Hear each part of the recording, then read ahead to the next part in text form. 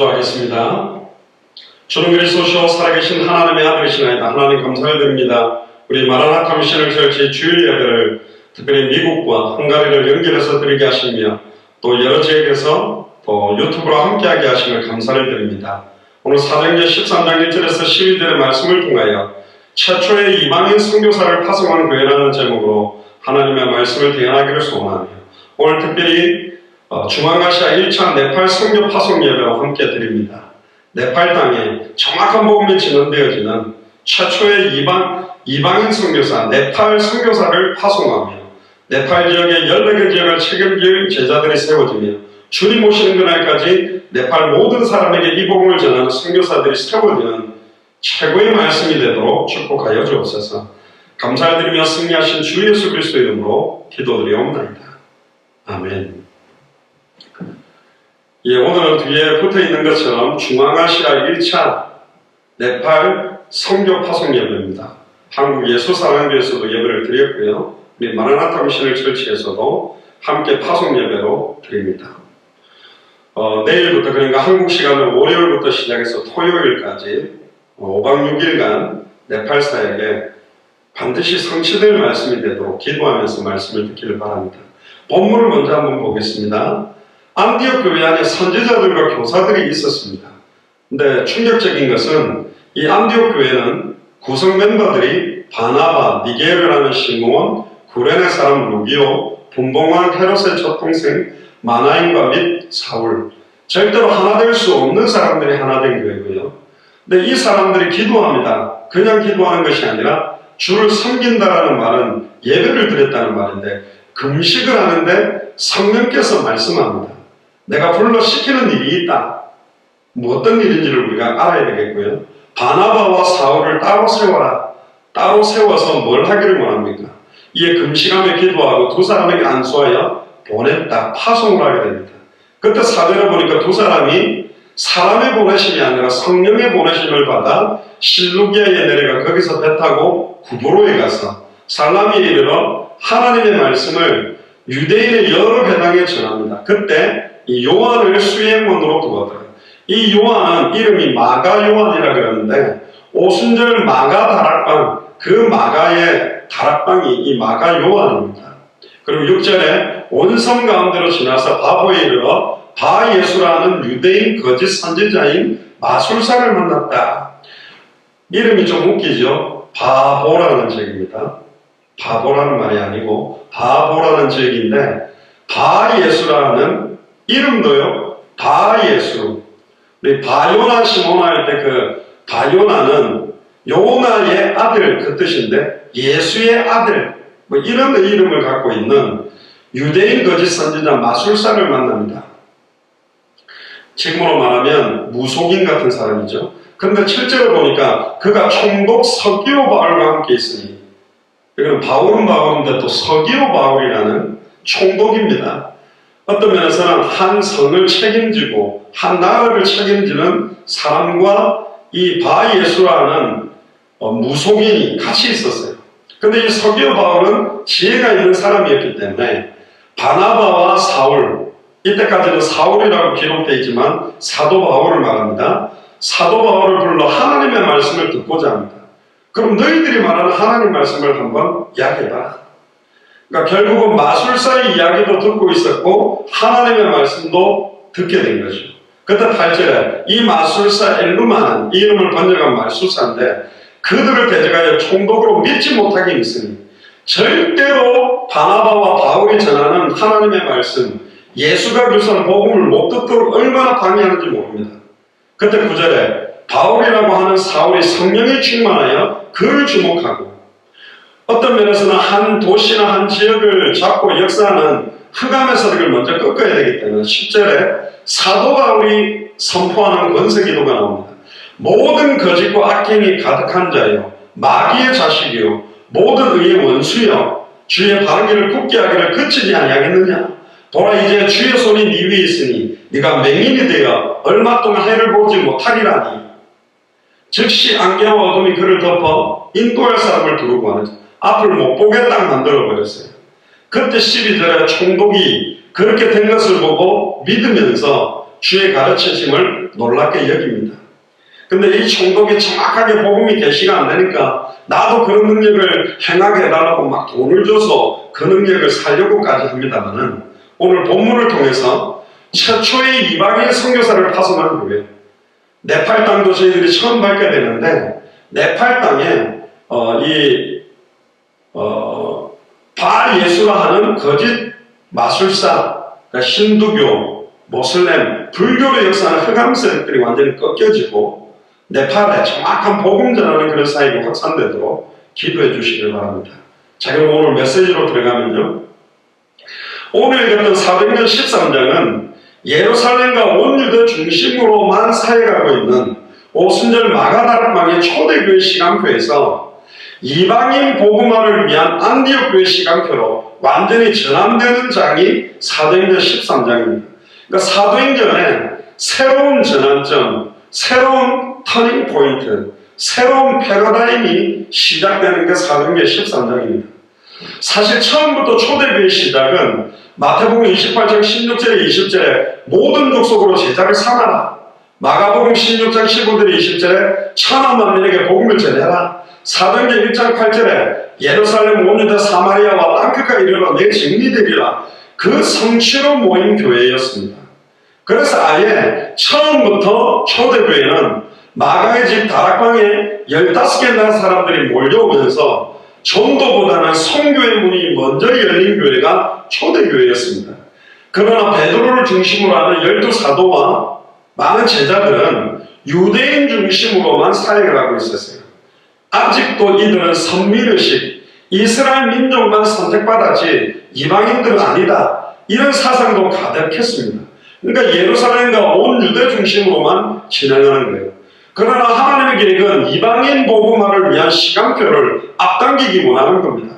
그래서 사도행전 7장에 보면 예루살렘 교회, 초대교회가 흩어지지 않으니까 스데반 집사가 복음 전하다가 순교하는 사건으로 많은 사람들이 흩어지는데 12제자들은 그래도 안 흩어져요. 그런데 흩어진 사람들 중에서도 사도행전 11장 19절에서 31절에 보니까 흩어져서도 안디옥까지 와서도 유대인에게만 전하는데, 흩어진 소수 몇 사람이 드디어 헬라인에게도 예수가 그리스도라는 성경의 복음을 증언하면서 이방인 선교를 위해, 지금으로 말하면 멀티에트닉 피플, 그러니까 다민족 선교를 위해서 최초로 세워진 교회가 안디옥 교회입니다. 그러니까 초대교회의 한계를 넘어서는 교회가 안디옥 교회다. 그래서 최초로 이방인 선교를 위해서 순회 선교사팀을 파송하는 시간표가 오늘 읽었던 사도행전 13장이에요. 하나님이 왜 안디옥 교회를 사용할 수밖에 없었냐? 그 이유가 있어요. 예루살렘 교회는 이방인에 대한 관심이 없어요. 내부적인 갈등도 많이 있었어요. 헬라파 유대인, 히브리파 유대인, 네가 잘났냐 내가 잘났냐, 여전히 유대인 중심의 선민의식, 또 할례를 받아야 된다, 율법을 지켜야 된다, 이걸 고집하는 시오니즘 사상이 유대 성향이 가득 남아있어요. 성령 충만 받아도 안 바뀌는 게 뭐냐? 기질체질입니다. 120명 오순절 마가의 집 다락의 모든 사람이 성령 충만 받았는데도 아직도 할례를 의해야 된다, 선민의식, 율법을 그래도 지켜야 된다, 이런 것 때문에 이방인 삶이 있는 시간표가 아직 안 되는 거예요. 그런데 충격적인 건 뭐냐? 그 어마어마한 언약이 성취된 그 초대교회에서 하나는 과감하게 언약의 바톤, 언약의 촛대를 안디옥 교회로 옮겨버립니다. 기회를 줬었어요. 원래 피장 시몬의 집에서 기도하던 베드로에게 환상 가운데 보자기에 부정한 음식들이 딱 쌓여서 내려오는데 이 부정한 짐승들을 먹으라. 유대인들은 깨끗한 음식과 더러운 음식이 있고 깨끗한 동물과 더러운 동물들을 구분했어요. 딱 보자기에 쌓여오는 짐승들이 보니까 부정한 더러운 짐승들이에요. 나는 안 먹습니다. 그 더러운 짐승이 누구를 말하는 거냐면 사실은 이방인들, 다민족들을 말하는 거예요. 여러 나라 사람들을 말하는 거예요. 베드로는 싫대요. 나는 저 더러운 짐승들을 안 먹을게요. 그때 하나님은 사도행전 9장에 핍박자 사울을 다메섹에서 쳐서 바울로 변화시켜서 이방인을 위한 택한 그릇으로 선택하게 됩니다. 그리고는 바나바가 안디옥에 와보니까 많은 다민족들이 일어나고 있으니까 아마 히브리어와 헬라어에 능통했던 이 사도 바울을 안디옥으로 데리고 와서 이 안디옥 교회를 바나바와 바울이 함께 시작하게 됩니다. 담임 목사가 사실은 바나바였고 부목사가 사실은 사도 바울이었다고 봐도 됩니다. 그래서 수리아 안디옥 교회로 언약의 초대가 옮겨져 버리고 초대교회 예루살렘 교회는 AD 70년에 로마 군대에 의해서 예루살렘이 함락될 때까지 전부 지하교로 숨어들어갔지 거의 힘을 쓸 수 없는 상태가 됐어요. 그때부터 이방 선교를 본격적으로 수행한 교회가 안디옥 교회입니다. 교회를 왜 세웠을까요? 왜 우리 마라나타 미션을 철치나 예수 사랑교회를 세웠습니까?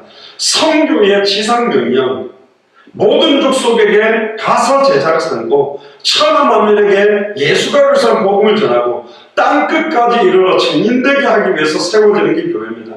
근데 지금 한국교회와 세계교회는 내 교회, 내 성도, 내 교단을 위시로 해서 복음 듣지 못하고 있는 현장에 이 복음이 증거되지 못하고 있습니다.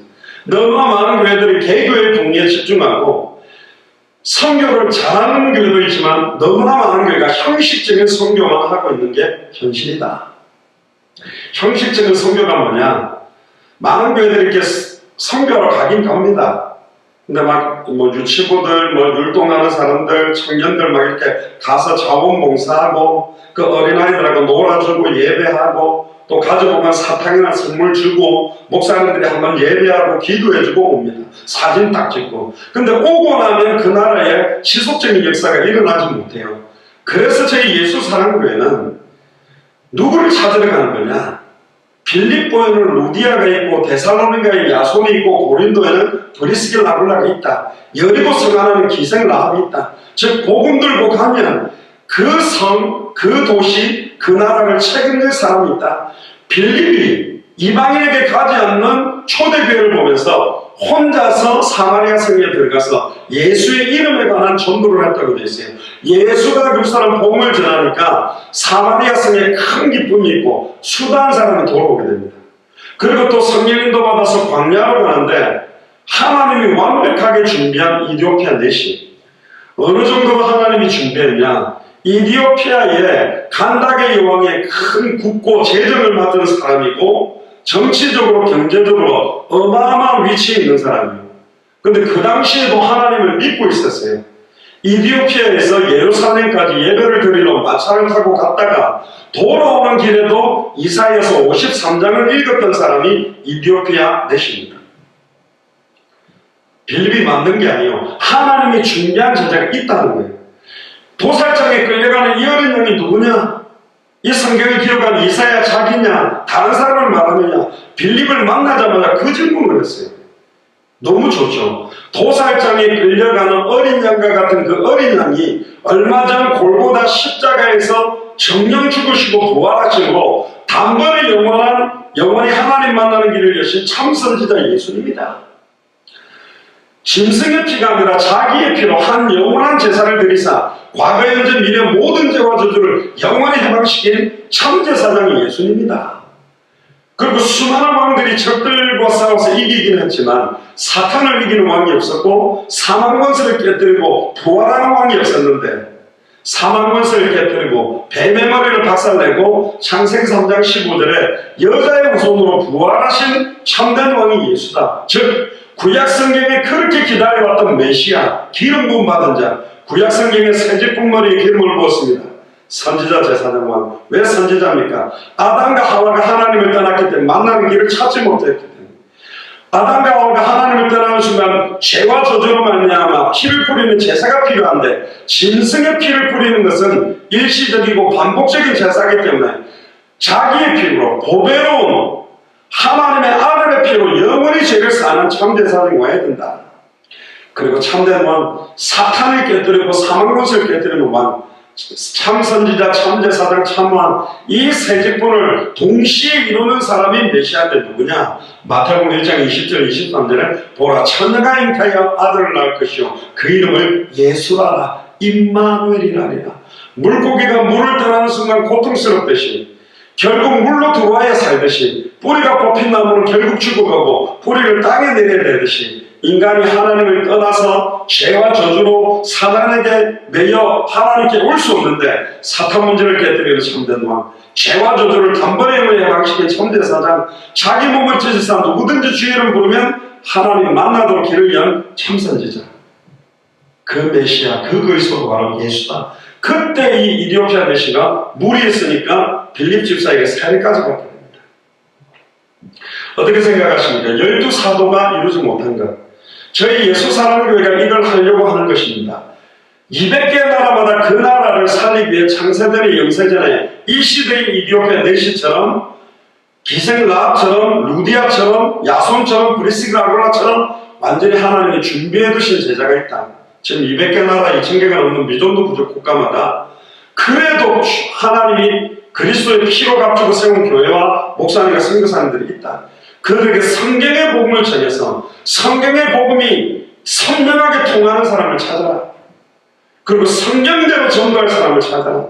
성경의 끝, 내 교회 복음이 아니라 그 나라 모든 사람이 이 복음을 듣도록 마태복음 24장 14절에 이 천국 복음이 모든 민족에게 증언되기 위하여 온 세상에 전파되리니 그제야 끝이 오는 그 방향을 향해서 함께 뛸 동력자를 찾아라. 그래서 저희들이 들어가는 겁니다. 그래서 저희들이 21강 33강 메시지를 가지고 창세기로부터 계시록까지 모든 성경을 예수가 그리스도라는 복음으로 전할 수 있는 그 사람들을 찾아서 우리가 빠져나와도 사역자를 세우고 시간을 정해놓고 말씀운동을 통해 생명운동, 제자운동 할 수 있는 그 사람들, 저희들은 저희가 빠져나오고 난 다음에 지속적인 생명운동, 말씀운동, 제자운동을 하게 하려고 들어가는 겁니다.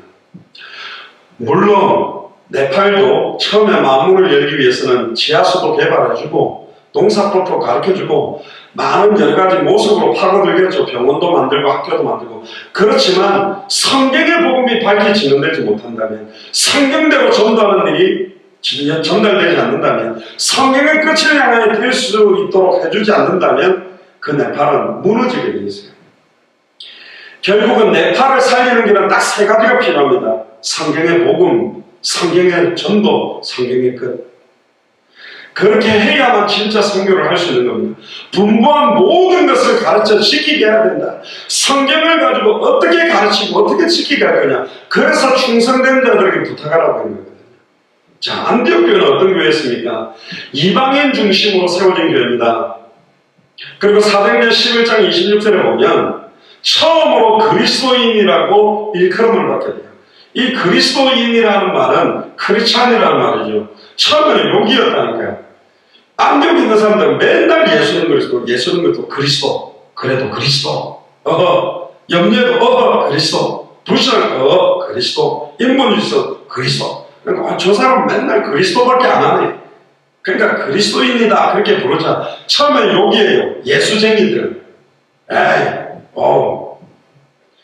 특히 미국에는요, 지저스 크라이스트가 욕으로 쓴다니까. 욕할 때 지저스 크라이스트 그래요. 모든 이름에 뛰어난 이름을 갖다가 완전히 짓밟아놨어요, 사단이. 처음에는 욕인 것 같았지만 이 그리스도인이라는 것은 어마어마한 겁니다. 예수를 그리스도로 믿는 자들을 그리스도인이라 하는 거거든요. 날마다 어떤 상황이 오신 문제 앞에서도 예수는 그리스도로 증언했기 때문에 안디옥 교회 사람들을 그리스도인이라고 불렀습니다. 심지어 예루살렘과 유대에 천하의 흉년이 들어서 너무너무 어려워서 그렇게 거대했던 예루살렘 교회, 초대교회가 경제적으로 어려웠어요. 그런데 이 조그마한 안디옥 교회가 자기들이 가지고 있는 이런 헌금들을 모아서 아예 물질적으로도 도왔던 교회가 안디옥 교회라니까. 두 가지 설이 있습니다. 안디옥 교회는 천하가 경제적으로 어려웠지만 경제 축복을 많이 받았기 때문에 보냈다라는 설이 있고, 또 하나는 천하가 너무 경제로 어려운데도 불구하고 안디옥 교회도 어려웠지만 자기가 먹을 거 입을 거 아예 모아서 초대교를 도왔다는 설이 있습니다. 저는 뒤에 것이 맞다고 봅니다. 아무리 어려워도 이들은 모든 것 걸고 생명 걸고 복음과 전도를 위해서 올인한 교회입니다. 더 중요한 건 뭐냐? 무엇보다도 최초로 선교사를 파송하는 데 순종했어요. 그냥 선교사가 아닙니다. 유대인을 살리는 게 아니고 한국 사람인데 한국 사람만 살려가는 것이 아니라 완전히 불신자, 다민족, 현지인, 우상 숭배자들을 살리는 선교사를 파송하는 교회가 안디옥 교회다. 우리로 말하면 당대 세계복음화를 위한 참된 교회의 모습을 가지고 있던 교회가 안디옥 교회입니다. 우리 예수 사랑교회도 이런 안디옥 교회 응답받게 되기를, 또 우리 마라나타 미션을 철지도 이 안디옥 교회 응답받게 되기를 주여로 축복합니다. 조금 더 들어가 봅시다. 그러면 안디옥 교회는 어떤 교회냐? 첫 번째입니다. 참된 예배에 생명을 거는 교회였습니다. 1절에 보면 안디옥 교회 핵심 멤버들을 소개하죠. 안디옥 교회는 다양한 계층의 사람들이 모여 있었어요. 출신도 다르고 인종도 달랐어요. 절대로 하나가 될 수 없는 사람들이 하나 되어서 교회를 이루는 교회가 사실은 안디옥 교회입니다. 링컨 대통령이 노예를 해방하고 마틴 루터킹 목사님이 백인과 흑인이 하나 되면 좋겠다고 부르짖은 지도 얼마 되지 않았어요. 그런데 2000년 전에 지금으로 봐보면 백인, 흑인, 황인종 모든 인종이 하나가 돼서 교회를 이룬 교회가 안디옥 교회입니다. 어마어마한 교회. 2000년 전에 다민족 교회였다니까. 뭐로 하나 됐기 때문에 예수가 그리스도는 성경의 복음 안에서는 인종도 필요 없고 어떤 나라냐도 필요 없다. 장로교회냐 침례교회냐 성결교회냐 그것도 필요 없어요. 예수가 그리스도는 복음이 통하면 하나 되는 거예요. 성경의 전도가 통하면 하나 되는 거예요. 성경의 끝을 향해서 뛰는 마라나타 신앙이 있으면 하나가 된다니까. 할렐루야. 이번에 네팔 고명희 선교사님이 카톡으로 저한테 연락을 해오셨어요. 뭐냐, 교회 성도들 5명 또 학생들 5명한테 침례를 해달래. 저는 장로교회 목사이기 때문에 침례를 해본 적이 없어요. 물을 머리에다가 3번 이렇게 부어서 성부와 성자와 성령의 이름으로 세례를 주노라. 그렇게 하는데 침례교회는 베프티즘이라 그러죠. 물속에다가 아예 붕흥 잠그거든요. 예수님 시대에도 세례 요한이 예수님을 성경대로 하면 강에다가 붕당 잠기도록, 물에 잠기는 순간 내가 옛사람은 죽고 물에서 올라오는 순간 새로운 피조물로 산다라는 그런 모습으로 올라오는 거거든요. 근데 이 고명희 선교사님이 장로교회 목사님 저보고 목사님 교회 성도 5명 그리고 학생들 5명에게 침례를 좀 해주세요 그러더라고요. 그래서 일단 알았습니다. 근데 어디서 합니까? 그랬더니 저희들은 실제로 강에 가서 합니다 그러더라고요. 그래서 제가 강에 가가지고 이제는 사람들을 이렇게 뒤로 눕혀서 아예 침례를 갖다가 이번에는 줘야 될 것 같아요. 그래서 저는 침례로 세례를 줘본 적이 없기 때문에 침례를 어떻게 하는지 조금 이제 연구를 해야 될 것 같고 지금 가운데 챙겨놨습니다. 그렇습니다. 예수가 그리스도는 성경의 복음 안에서는 침례도 괜찮고 세례도 괜찮다니까.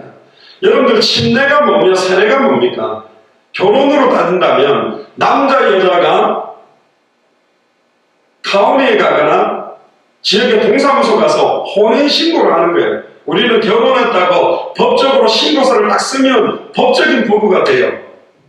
그런데 혼인신고는 안 하고 결혼식만 하면 결혼을 해서 부부라고는 보겠지만 법적으로는 부부가 아닙니다. 그러니까 예수를 그리스도로 영접하는 것은 혼인신고와 똑같은 거라면 세례식이나 침례식은 사실은 결혼식하고 똑같은 거예요. 많은 사람 앞에서 내가 이렇게 크리스찬으로 살겠다. 그런 모습이 나오는 거죠. 그래서 오늘 본문에 가만히 보면요. 바나바라는 권면의 은사를 가지고 있는 훌륭한 인격적인 바나바도 나오고 피부색이 검었던 시므온, 아마 피부색이 검었던 시므온은 약간 저 인도계통의 피부색이 검은 사람이었을 것 같고 아프리카 계열의 사람 루기오, 또 왕족이었던 헤롯의 조동생 마나엔, 학문과 신앙이 뛰어나고 바리새인 중에 바리새인이요 로마의 시민권을 가지고 길리기아 다소에서 태어났던 사도 바울. 절대로 하나 될 수 없는 사람들이 딱 하나 된 교회가 안디옥 교회입니다. 보통 교회가 아닙니다. 성경의 복음 안에서 하나 되고 성경의 전도 안에서 하나 되고 성경의 끝을 바라보고 하나가 된 겁니다. 너무너무 아름다운 교회였고 하나님이 기뻐하는 교회죠. 그런데 이 안디옥 교회가 가장 안디옥 교회가 되게 만드는 참된 교회가 되게 만드는 핵심이 뭐냐? 예배였습니다. 오늘 13장 2절에 보면 주를 섬긴다는 말은 예배를 드린다고 되어 있어요. 세 번을 성경에 보면 주를 예배하며 그렇게 되어 있고, NIV 성경에 보면 worshiping이라고 되어 있어요. 예배한다라는 말입니다. 예배를 하는데 금식을 했대요. 근데 성령이 뭐라고 말씀하시냐? 내가 불러시키는 일을 위해 바나바와 사울을 따로 세워라. 불러시키는 일이 뭐냐? 초대교회가 이방인들에게 복음을 전하지 않으니까 이제 안디옥교회를 통해 이방인 사역을 위해서 따로 세워라.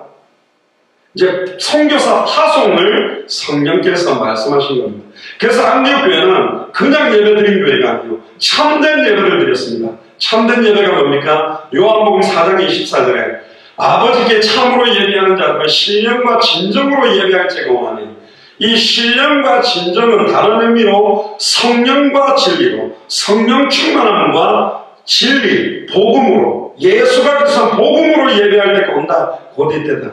아버지께서는 이렇게 자기에게 예배하는 자를 찾으신다. 이사야 1장에도 보니까 성전 마당만 밟고 가는 예배 드리지 마라. 피의 의미도 모르고 피만 뿌리는 예배하지 마라. 진짜로 신령과 진정으로 예배하라. 그래서 이 안디옥교회는요, 신령과 진정으로 예배하는 교회였기 때문에 이방인 선교하는 선교사를 파송하는 축복이 안디옥교회에 오게 된 거예요. 초대교회가 가지지 못한 축복입니다. 또 로마서 12장 1절에 보면 그러므로 형제들아 내가 하나님의 모든 자비하심으로 너희를 권하나니 너희 몸을 하나님이 기뻐하시는 거룩한 산제사로 드려라. 우리 몸을 드린다는 말은 몸뚱아리만 드린다는 게 아닙니다. 나의 생각, 나의 관심, 나의 중심, 나의 목표, 모든 것을 다 거룩한 산제사로, 이는 너희에 드릴 영적 예배다. 육신적 예배가 아니라 영적인 예배를 드리라. 영적인 예배가 뭡니까? 성령이 교통하고 하나님이 역사하고 진짜 예수가 그리스도라고 믿어지는 예배를 온전히 드려라. 우리의 생각, 중심, 마음, 몸을 완전히 드리는 예배를 안디옥교회는 드리기 시작했습니다. 심지어 금식까지 하고 예배를 준비한 겁니다. 다른 말로 말하면 안디옥교회 성도들은 예배에 완전히 목숨을 걸었다. 생명을 걸고 예배했습니다. 여러분들 생명 걸고 예배해 본 적이 있습니까? 근데 모슬렘에서는요, 생명 걸고 예배하는 사람들이 굉장히 많습니다. 굉장히 핍박이 많고 급진주의자들이 있는 곳에서는 한국교회에서는 광고합니다. 예배드리는 처소가 한 5군데 돼요. 오늘은 다음 주 예배는 2번째 처소에서 예배합니다 라고 광고해놓고는 예배 시작 30분 전에 4번째에서 모입니다. 싹 모여서 예배들과 또 흩어져 버립니다. 중국에서도 지하교회들, 북한 안에서도 지하교회 사람들은요, 찬양을 마음껏 부르지도 못해요. 우리 안양에 있는 미셔널 하우스도 이 빌라인데 이 층간소음이나 옆으로 다 들리가 찬양을 마음껏 못해요. 그래서 제가 우리 예수사랑 서울교회당에 오면 찬양을 좀 크게 하는 편인데 거기서는 최대한 조용히 하려고 한다니까. 거기서 또 새벽 기도를 하니까 새벽 5시에 찬양을 막 크게 불러보세요. 난리가 나겠죠. 근데 우리 예수사랑 서울교회는 지하고 1층에는 원래 그 무슨 간의 수공업 하는 데인데 퇴근해서 오고 2층은 또 창고로 써서 3층부터 사람들이 있기 때문에 여기는 뭐 아무리 마음껏 찬양해도 크게 안 들리겠죠. 모르겠습니다. 좀 들리는데 암만 아는지는 모르겠는데 어쨌든 안디옥교회는 하나님께서 친히 만나주시는 예배, 그 예배를 드렸어요. 나의 과거, 현재, 미래 모든 죄와 저주가 해방되는 예배를 드렸고 나를 속이고 일평생 매여 종로로 다며 또 역사하고 있는 사탄과 사망 권세가 완전히 무너지는 예배를 드렸다니까. 아멘입니까? 이런 예배가 200개 나라와 2000개가 넘는 믿음도 부족 국가에서 완전히 드려져야 된다니까요. 오직 강단에서 예수가 그리스도라는 창세기로부터 계시록까지 어디를 열어도 예수가 그리스도라고 밝히 증언하는 복음이 선포되는 교회들이 일어나야 그 나라가 사는 겁니다. 안디옥교회가 이런 생명 걸고 예배드리고 금식하다 보니까 하나님의 음성을 듣게 된 거죠. 바나바와 사울을 따로 세워라. 하나님의 절대적인 소원과 계획인 이방인 선교를 위해 일꾼을 따로 세워라. 그렇습니다. 12제자 중에서도 중요할 때는 베드로, 야고보, 요한, 그 중에서도 중요할 때는 베드로를, 이 베드로가 이방 선교의 계획을 잃어버리니까 하나님은 사도 바울을 통해 이방인 복음을 했습니다. 언약 안의 계열도 두 종류가 있습니다. 요셉의 형들이 12지파의 리더였지만 애국을 복음하고 12지파를 살려내는 데는 요셉을 사용했습니다. 다윗의 형들도 언약 안에 있는 사람들이지만 골리앗을 무너뜨린 사람은 다윗이요. 장자도 아닌 말제 쪽에 있는 사람입니다. 결국은 헤롯 성전에 거창한 바리새인 사두개의 서기관이 있는 곳에 오순절 마가의 집 다락에 임했던 성령 충만함이 임한 게 아니라 정확한 말씀 붙들고 복음 가지고 준비하고 있던 교회가 아닌 마가의 집, 그것도 다락방에 성령이 임한 것입니다. 여러분들이 어떤 현장에 있어도 괜찮아요. 여러분들이 혼자도 괜찮습니다. 집에 있어도 관계가 없어요. 진짜 성경의 복음을 붙들고 성경의 전도를 놓고 성경의 끝을 바라보고 예배한다면 그 자리에 하나님의 나라가 임할 것이고 지역이 살아날 것입니다. 이번 한 주간에요, 안양, 동탄, 청주 지금 계속 불신자들이 복음 받고 돌아오고 말씀 듣게 되는 분들이 많겠어요. 이번 주간만 거의 9명 정도가 예수님을 구주로 영접하고, 제가 볼 때는 지금 흑암이 완전히 꺾여져 버렸어요. 무너져 버렸어요. 제가 뿌리 염색하러 들어갔는데 그 아주머니 혼자 앉아있더라고요. 근데 그 아주머니 이야기하다 보니까 얼마 전에 남편이 간암으로 돌아가셔서 뭐라도 믿어야 되겠다 해서 2-3달 전에 교회를 가고 있는데 잘 모른다고. 복음 전하니까 너무 잘 받고 유튜브까지 봤다고 그러고 33강 주니까 너무 좋아하고, 지금 많은 분들이 복음 받고 살아나고, 청주에도 최순식 안수집사님 남동생 여동생 신앙생활하다 낙심해서 안 믿고 있는 분들이 복음 받고 이제 2주에 한 번씩 가서 예배드리기도 하고, 동탄에도 신령자 씨가 복음 받고, 또 전에 복음 받았던 송재성 씨는 이제 말씀 동하게 됐고, 유정순 씨도 말씀 듣고, 지금 계속 하나님이 문들을 열어가고 계세요. 왜? 그렇습니다. 불신자 살려야 됩니다. 완전히 각 나라마다 준비되는 제자를 찾아 세우는 이유도 그들을 통해 불신자들에게 복음 전하기 위한 겁니다. 생명운동하기 위해, 말씀운동하기 위해, 제자운동하기 위해. 열매를 보면 아는 것입니다. 제가 어떤 대학교 들어가는 친구를 한 명 만났습니다. 김윤욱 권사님 손자인데, 복음 전하니까 영접 기도를 했는데 자기는 다 아는 거라고 알고 있다. 그래서 제가 속으로 웃었습니다. 너 아는 거 아니야. 모르는 거야. 왜? 제가 물었습니다. 권사님한테. 혹시 걔가 자기 주변의 친구들에게 복음을 전해본 적이 있냐? 없어요. 영접시켜본 적이 있냐? 없어요. 복음을 전하지는 못해도 어떻게 하면 이 복음 전할까 막 애타한 적이 있느냐? 없어요. 저는 진짜로 생명으로 복음을 받은 건 아닙니다. 그냥 오래 들어서 그냥 구원받았다고 지식적으로 배운 거죠. 제가 예전에 영도에서 한 친구에게 복음을 전하니까 갑자기 얼굴색이 바뀌었는데 그만 들었으면 좋겠대. 왜? 목사님, 그 이야기 제가 교회 다니면서 귀에 못 박히도록 들었습니다. 예수는 그리스도, 예수는 그리스도. 다 압니다. 그만하세요. 신앙생활도 안 해요. 교회도 안 나가요. 그 예수가 그리스도로 알고 믿는 겁니까? 아니라는 거예요. 저는 문재인 대통령을 알고 트럼프를 압니다. 근데 그분들이 저를 몰라요. 모르는 거라니까.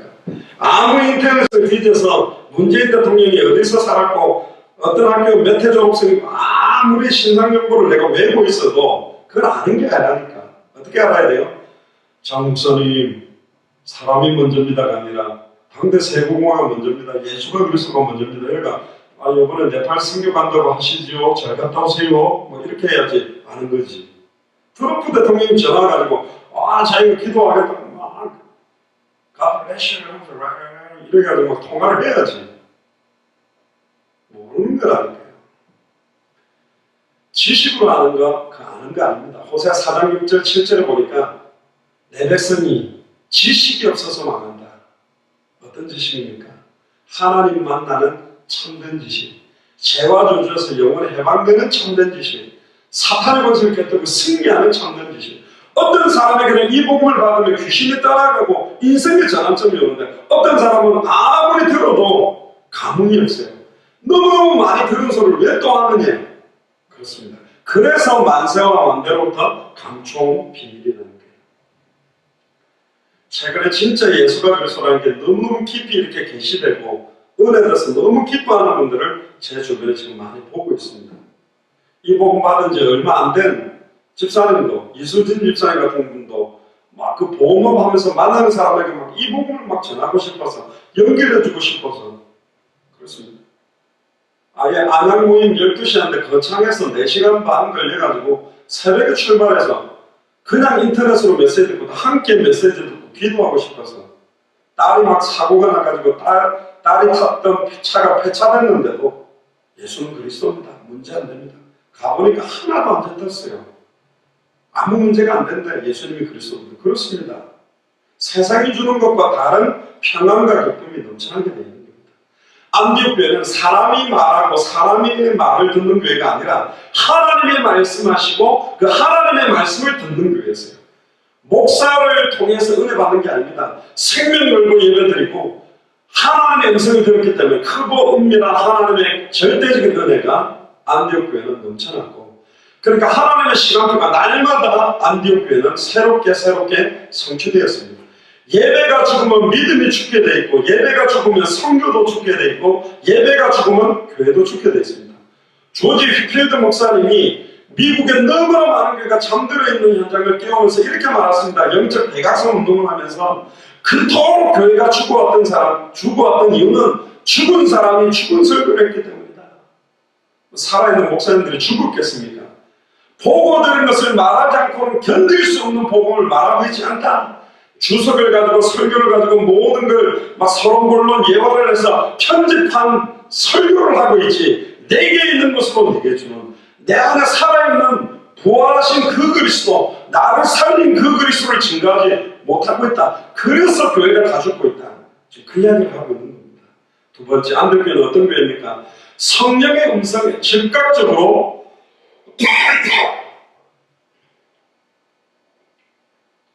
온전히 순종하는 교회였습니다.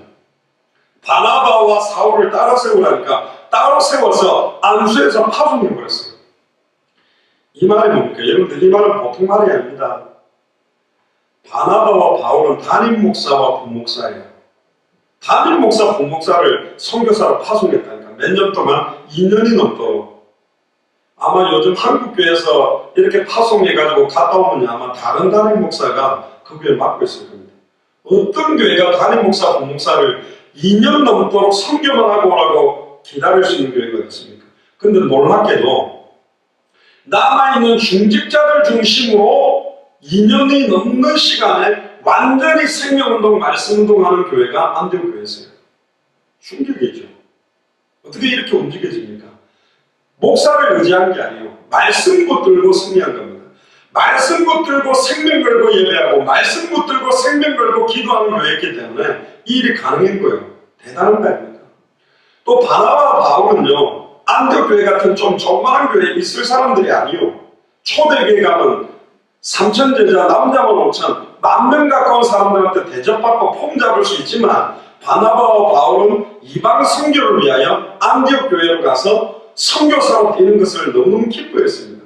하나님의 최고의 절대적인 계획이 뭔지를 알았고 완전히 감추어진 보아박과 같은 여러 나라에 준비되어 있는 제자를 봤기 때문에 인도받은 겁니다. 마지막 세 번째입니다. 안디옥 교회는 목사 중심의 교회가 아니라 다민족 이방인 중직자 중심으로 움직여지는 교회였습니다. 2년 넘도록 비워놔도 관계가 없어요. 오직 성경의 복음을 붙들고 있기 때문에, 성경대로 전도하는 교회이기 때문에, 성경의 끝을 보고 가고 있는 교회이기 때문에 현실 상황을 다 넘어서 버린 거예요. 더 중요한 건 뭐냐? 모든 현실 상황을 성경의 복음으로 보고 성경의 전도로 보고 성경의 끝으로 봤기 때문에 넘어설 수 있었습니다.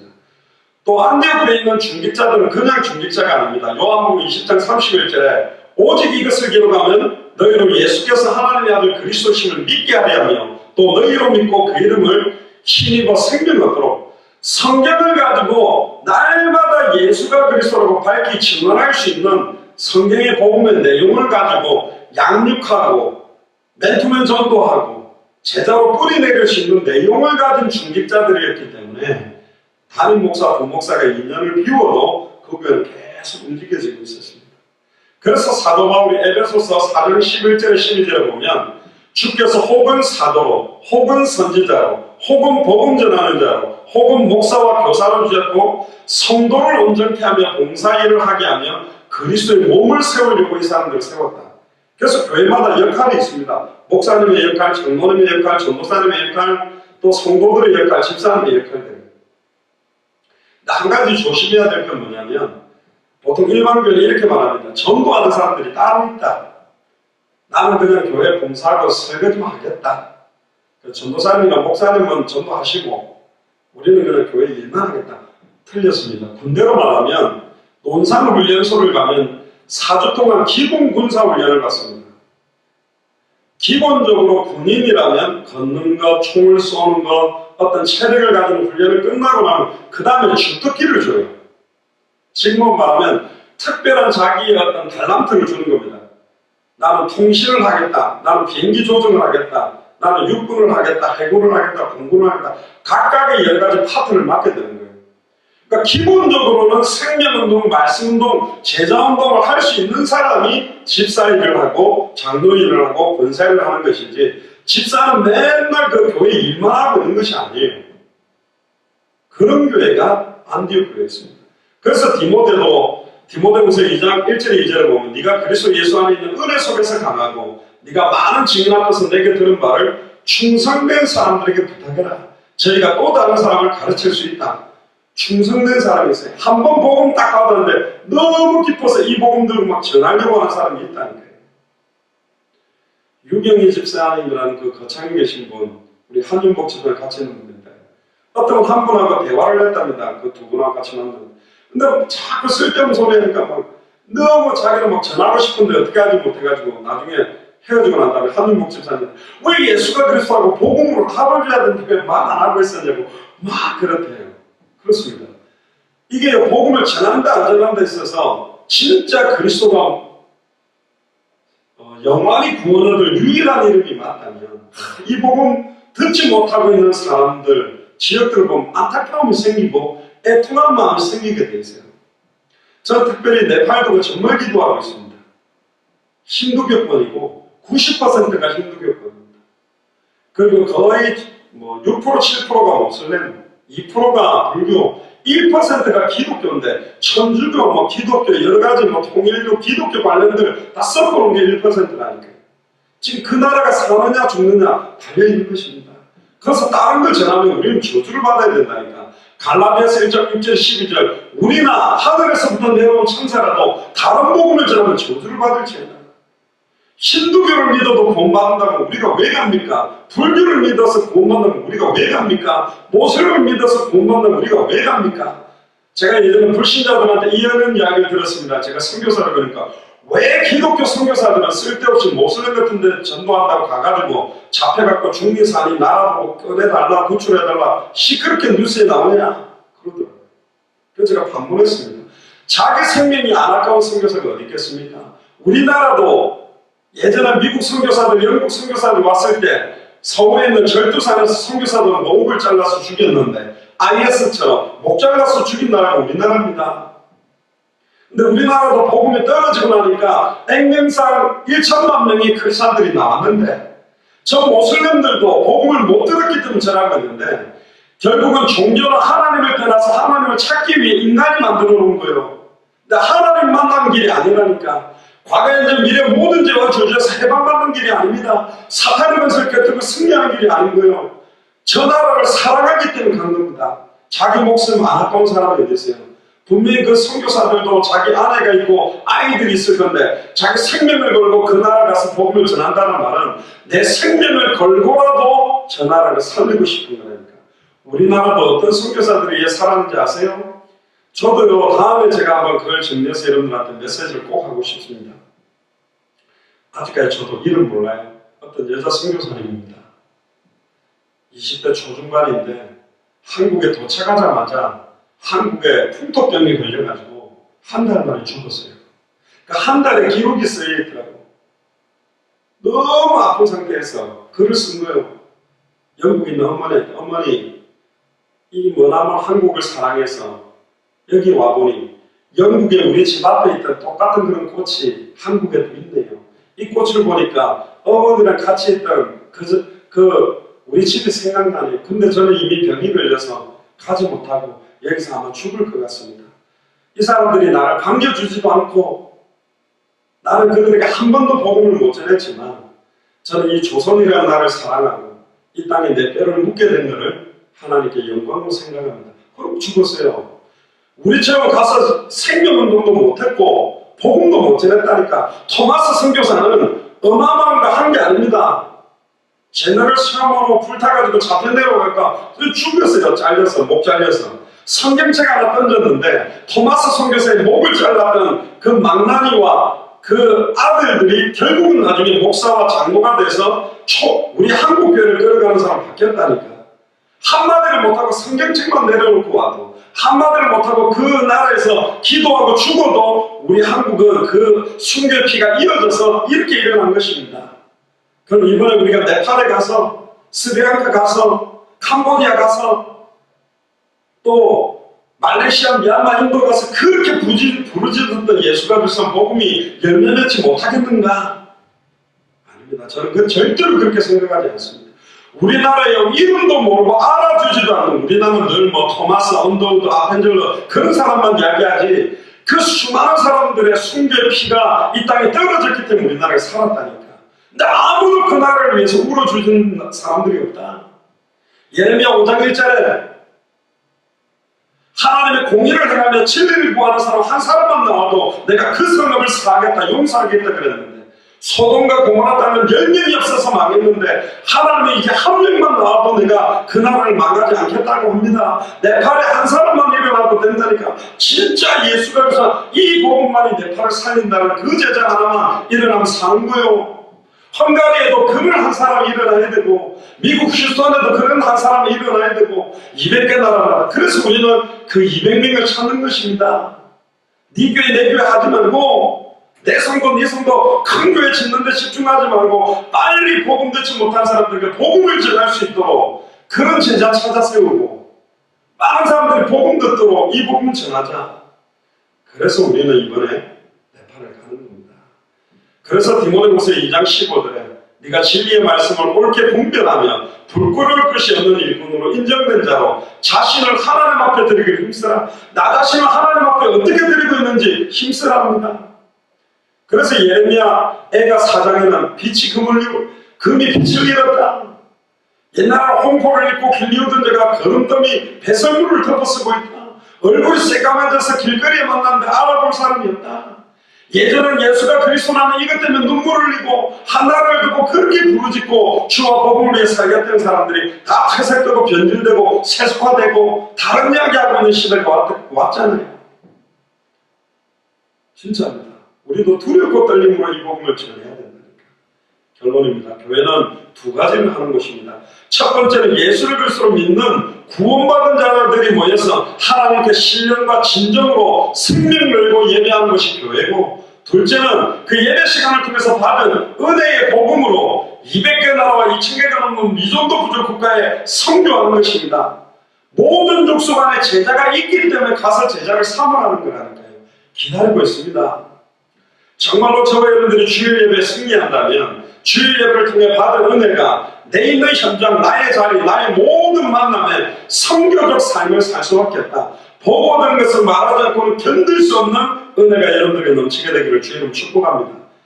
성도라는 말은, 하나님의 자녀라는 말은, 크리스찬이라는 말은 처음부터 세상에 파송된 선교사입니다. 예레미야 1장에도 보면 네가 배 속에서 태에서 조성되고 태에서 나오기 전에 내가 너를 알았고 너를 구별했다. 열방의 선지자로.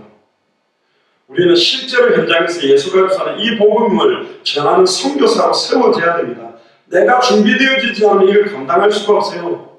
그래서 예수님이 제자들에게 가장 큰 사명을 줬습니다. 명령입니다. 땅 끝까지 이르러 모든 족속으로 제자 삼아라. 해도 되고 안 해도 되고가 아니요. 이것 때문에 우리의 생명을 연장시켜 놓은 거라니까.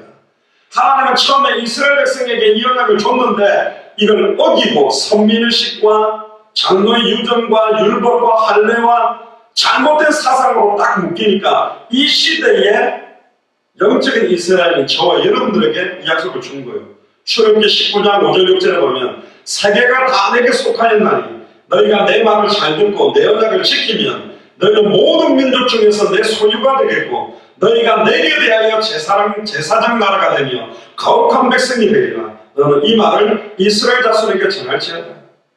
이 복음을 전하면 우리가 여러 나라에 대해서 제사장의 나라요, 선지자의 나라요, 왕의 나라가 되는 축복, 거룩한 백성의 축복을 누린답니다. 하나님은 이스라엘을 통해서만 예배받기를 원해서 그들을 부른 게 아니요, 모든 족속을 통해 예배를 받기를 원합니다. 온 세계가 하나님께 예배하기를 원합니다. 200개 나라와 2000개가 넘는 미전도 부족 국가들이 주를 찬양하고 두 손 들고 예배하는 당대 세계복음화가 되기를 원한다니까. 지금 세워져 있는 교회 목사들과 성도들이 정확한 복음으로 함께 일어나서 전한다면 얼마 걸리지 않아 전 세계 많은 사람들이 복음을 듣게 될 건데 전부 다른 거 하고 있는 것입니다. 그게 안타까운 현실이요. 이사야 62장 6절에 예루살렘이여 내가 너의 성벽 위에 파수꾼을 세우고 그들로 종의 종야에 잠잠치 않게 하였는가. 잠잠하지 말아라. 보고 들은 것을 말하지 않고 견딜 수 없어 증언해라는 겁니다. 너희 여호와로 기억하게 하시는 자들아 너희는 쉬지 말며. 우리 너무나 잘 쉬고 있죠. 그런데 성경은 말합니다. 우리 보고 쉬지 말아라고 합니다. 너희는 쉬지 말며 또 여호와께서 예루살렘을 세워 세상에서 찬송을 받으시게 하시기까지 그로 쉬지 못하시게 하라. 여호와가 쉬지 못하시도록 찬양하고 기도하라는 말씀 붙들고 기도하라고 우리에게 이야기하고 있습니다. 그래서 우리는 온 세계 모든 민족이 하나님을 예배하게 되는 날까지 쉬지 않고 200개 나라와 2000개가 넘는 미전도 부족 국가에 이 성경의 복음을 증언하는 것입니다.